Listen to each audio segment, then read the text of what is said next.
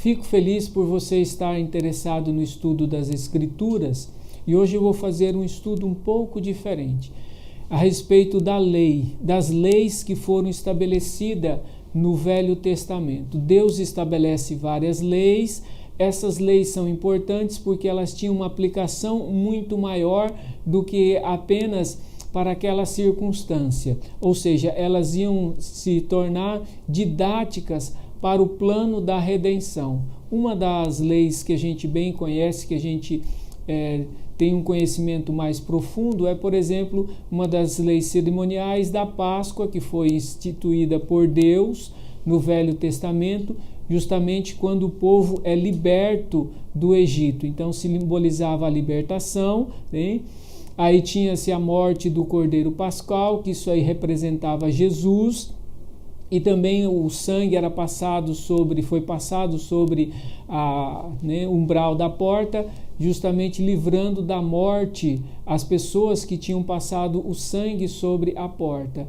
E também simbolizava que o sangue de Jesus nos livrava da morte. Então a Páscoa é bem conhecida justamente por isso, porque a gente consegue fazer essa conexão com Jesus. Jesus morre no dia da Páscoa, certinho, de acordo com aquilo que havia sido estabelecido no Velho Testamento. Então, ou seja, aquilo que era uma coisa didática para o povo tinha um simbolismo muito maior que se cumpriria ali com Jesus. Então a Páscoa é bem conhecida, e hoje eu gostaria de trabalhar outras partes da lei, né? Depois eu vou fazer outros estudos da lei e a gente vai entender um pouco mais a função da lei no Velho Testamento.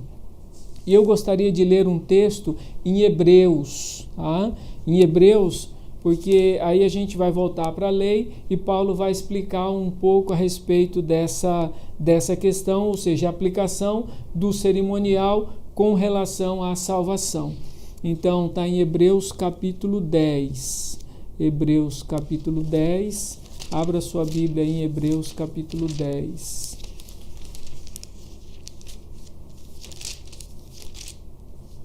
Hebreus capítulo 10, então antes da gente iniciar a leitura da Bíblia, vamos fazer uma oração. Senhor nosso Deus, muito gratos estamos por estudar a Tua Santa Palavra, nos conduza, Senhor, no estudo, concede o Teu Santo Espírito, é o que nós pedimos, em nome de Jesus. Amém. Então aqui no capítulo, eu vou ler do Hebreus 10, do 1 ao 9. Então acompanhe aí na sua Bíblia, ele diz assim, a lei, tendo a sombra dos bens futuros e não a imagem exata das coisas. Então a lei simbolizava coisas muito maiores. Ele diz assim, não pode nunca, pelos mesmos sacrifícios que continuamente se oferecem de ano a ano, aperfeiçoar os que se achegam ao culto. Doutra sorte, não seriam deixados de ser oferecidos, pois tendo sido uma vez purificados os que prestam culto, nunca mais teriam consciência do pecado. Nesses sacrifícios, porém, cada ano se faz recordação de pecado, porque é impossível que o sangue de touros e bodes tire os pecados, pelo que ao entrar no mundo diz, sacrifício e oferta não quisestes, mas um corpo me preparastes. Não te deleitastes em holocaustos e ofertas pelo pecado. Então eu disse, aqui estou, no rolo do livro está escrito de mim, para fazer, ó Deus, a tua vontade. Aí no verso 8 ele diz assim, depois de dizer como acima, sacrifícios e ofertas, holocaustos e ofertas pelo pecado não quiseste, nem deles te agradastes, os quais se ofereciam segundo a lei, então acrescentou, aqui estou para fazer, ó Deus, a tua vontade. Tira o primeiro para estabelecer o segundo. Então eu gostaria de me concentrar aqui nessa parte do verso 5 ao verso 7, que ele diz assim, pelo que ao entrar no mundo diz, sacrifício e oferta não quisestes, mas um corpo me preparastes. Não te deleitas em holocaustos e ofertas pelo pecado. Então eu disse: aqui estou, no rolo do livro está escrito de mim, para fazer, ó Deus, a tua vontade. Na realidade, isso daqui, Paulo está falando a respeito de Jesus, né?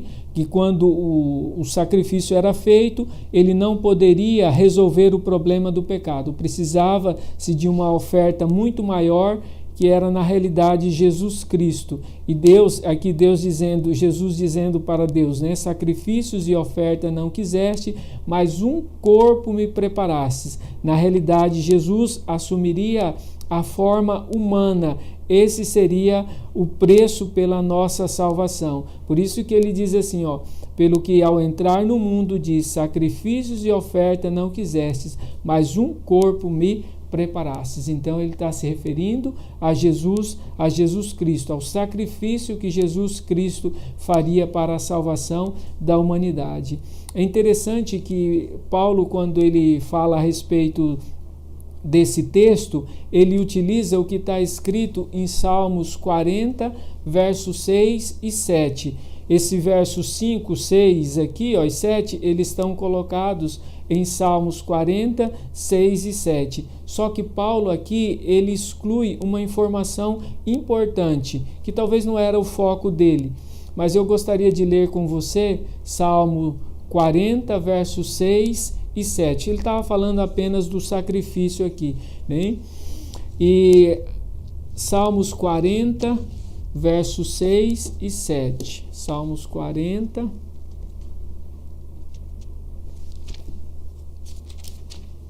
Ele também vai falar, na realidade isso que Paulo utiliza ali é uma profecia que foi escrita, né, no livro dos Salmos, e ela foi colocada no Salmos 40, versos 6 e 7. E ele diz assim, ó, Salmos 40, versos 6 e 7. Ele diz assim, ó: sacrifício e oferta não quisestes, mas as minhas orelhas furastes. Holocaustos e expiação pelo pecado não reclamastes. Então eu disse: eis-me aqui, cheguei. No livro está escrito a meu respeito. Isso aqui também é para Jesus Cristo, né? Interessante que ele diz assim, né? Sacrifício e oferta não quisestes, né? Mas as minhas orelhas furastes. O que simboliza esse texto? O que significa esse texto que Paulo não utilizou lá em Hebreus, a questão de furar as orelhas? Porque aqui em Salmos, na profecia, ele diz lá, né, para que a salvação do ser humano se concretizasse, né, Jesus deveria morrer. E ele diz aqui, ó, sacrifícios, que é aqueles sacrifícios que se faziam diariamente, né, e ofertas não quisestes, né, mas as minhas orelhas furastes. Né? Então isso é importante porque isso foi estabelecido na lei, essa questão de furar a orelha. E tem dois textos que eu gostaria de ler com você, que é em Deuteronômio e Êxodo, que é a questão de furar a orelha. Então, Deuteronômio e Êxodo. Deixa eu achar aqui, Deuteronômio 15, né? 12 ao 18. Isso foi estabelecido na lei, a questão de furar a orelha. Então, aqui na minha Bíblia diz assim, Deuteronômio 15, do 12 ao 18, com relação à libertação dos escravos. Quando teu irmão hebreu ou irmã hebreia se vender a ti, 6 anos te servirás, mas no 7º ano lhe darás a liberdade, e quando lhe deres a liberdade, não os despeças de mãos vazias. Liberalmente lhes oferecerá do teu rebanho, da tua eira e do teu lagar, daquilo que o Senhor teu Deus tiver abençoado, e darás. Lembra-te de que foste servo na terra do Egito, e de que o Senhor teu Deus te resgatou. E por isso que te ordeno hoje este mandamento. Se, porém, ele te disser: não quero deixar-te, porque ama a ti e a tua família, e se sente bem contigo, então pegarás um furador e lhe furarás a orelha contra a porta, e será para sempre teu escravo. Procederá do mesmo modo com a tua escrava. Não seja difícil para ti de libertá-lo, pois 6 anos te serviu pela metade do que se paga a um assalariado. Assim o Senhor teu Deus te abençoará em tudo o que fizeres. Então aqui ele fala a respeito dessa questão de furar a orelha. Isso foi estabelecido na lei, isso era importante. Em Êxodo, vou ler também Êxodo, depois eu vou comentar. Êxodo capítulo 21, do verso 1 ao verso 6, que também são leis que foram estabelecidas, né? E ele diz assim, ó, do 21, do 1 ao 6, são estes os estatutos que lhes proporás. Se comprares um escravo hebreu, 6 anos servirás, mas no sétimo sairá forro de graça. Se entrou sozinho, sozinho sairá, mas se era homem casado, com ele sairá a sua mulher. E se o Senhor lhe houver dado uma mulher, ele lhe houver dado os filhos ou filhas, a mulher do seu filho delas serão do seu senhor, ela sairá sozinha. Se, porém, esse escravo expressamente dizer, eu amo o meu senhor e a minha mulher e os meus filhos e não quero sair forro, então o seu senhor levará perante os juízes e fará chegar à porta ou ao batente, e o seu senhor lhe furará a orelha com uma sovela, então ele servirá para sempre. Então, o que acontece? Por que essa lei foi importante, o estabelecimento dessa lei? Ele fala que quando o escravo completasse aí os seus 6 anos de serviço, no final ele deveria ser liberto.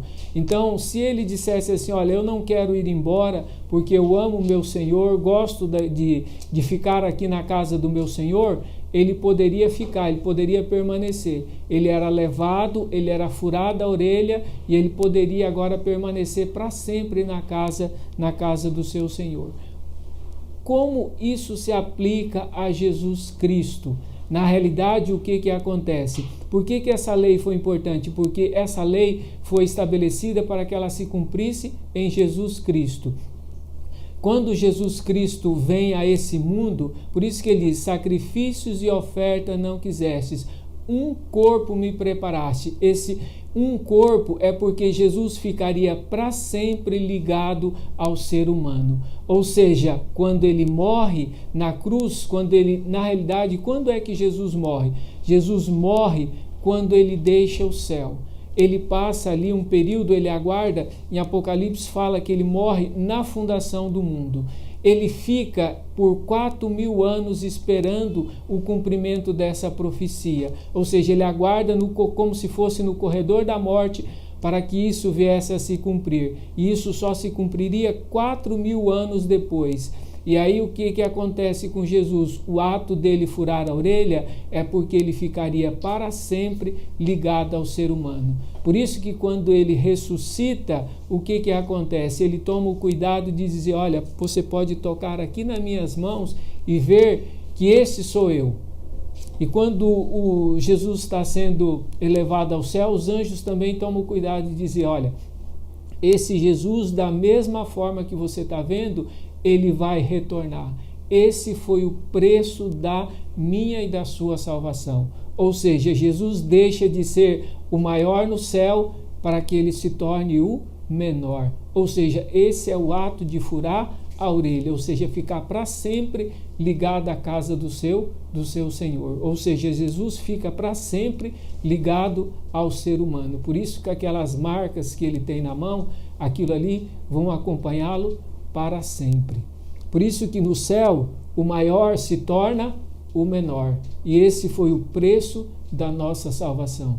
Por isso que isso é importante. Outra coisa importante que eu gostaria de destacar aqui é a questão do tempo. Porque nós estamos chegando ao final desses 6 anos aqui de escravidão. Ele diz assim, ó, quando teu irmão ou tua irmã hebreia se vender a ti, 6 anos te servirás, mas o 7º ano lhes dará a liberdade. Ou seja, nós estamos encerrando aí os 6.000 anos de pecado. E no 7º milênio nós teremos que ser libertos, porque isso está na lei. Ou seja, a lei vai se cumprir de acordo com aquilo que foi estabelecido no Velho Testamento. Não haverá um dia a mais e nem um dia a menos. Quando se cumprir os 6.000 anos de pecado, no 7º milênio nós seremos libertos do pecado. Justamente por quê? Por causa do sacrifício que Jesus fez. O sacrifício dele não foi só na cruz do Calvário. O sacrifício dele foi deixar o céu e se ligar eternamente ao ser humano. Por isso que aqui na lei ele diz assim, sacrifícios e oferta não quiseste, mas a minha orelha furastes, ou seja, ele estaria para sempre ligado ao ser humano. Isso é importante porque esse é o preço da minha e da sua salvação. Por isso que é importante a lei que foi colocada no Velho Testamento deu base para o plano da redenção. E tudo aquilo que foi colocado é importante e tudo aquilo que foi colocado na lei deve ser cumprido. Assim como Jesus cumpriu o processo que lhe cabia, também ele vai resgatar os seus filhos quando completar os 6.000 anos de pecado. Então, isso está na lei e você pode ter certeza de que ele vai cumprir aquilo que ele prometeu. Que Deus possa abençoar e que você possa se preparar para esse momento. Esse é o desejo do meu coração. Amém.